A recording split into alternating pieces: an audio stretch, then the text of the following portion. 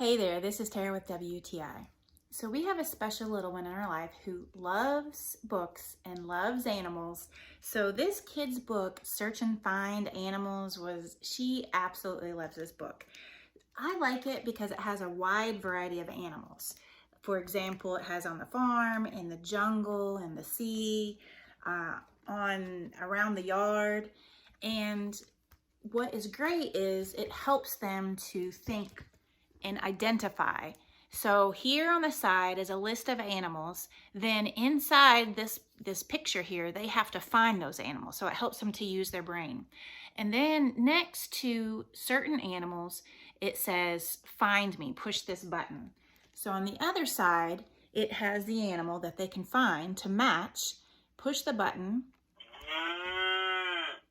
and it does the sound of the animal.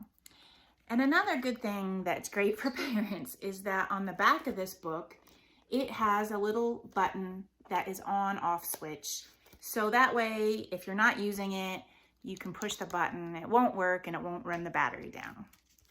So if you're looking for the perfect little book that is going to entertain for a long time, which works great when you're traveling in the car, I highly recommend this book. Our little special girl, she absolutely loves it. And that is just my point of view.